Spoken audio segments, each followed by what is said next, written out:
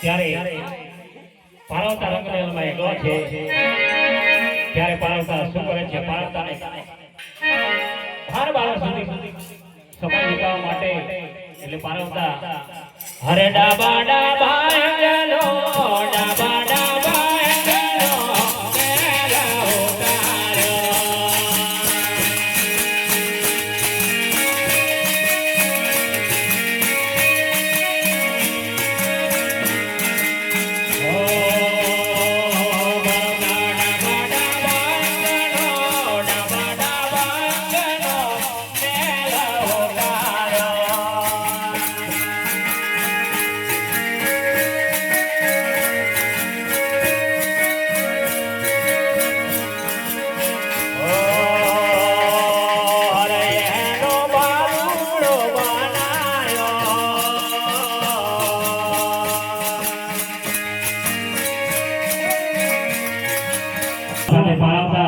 લાડ અને પ્યાર લડાવે છે અને વરસ વિતાવે છે એટલે એમ કરતા કરતા ભાલુડો મોટો થાય છે અને પારવતા લાડ લડાવે છે ત્યારે ભાલુડો નાનો બાળ થઈ ગયો છે એટલે પારવતા પેલા બાલુડાને કે છે હે બાલુડા આજે અહીંયાથી કે છે અને તું સાંભળ તારે બાલુડો કે છે હે માતાજી તમે જે કહેશો હું કરીશ એટલે પારવતા માતા કે હે બાલુડા મારે રંગમેળો તહેવાર લેવાનો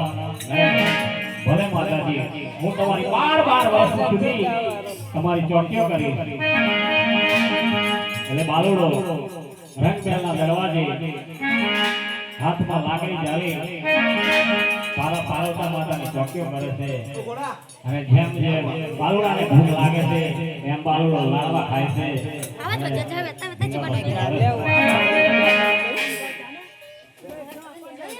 હર હર કોને ભરતો હર કોને ભરતો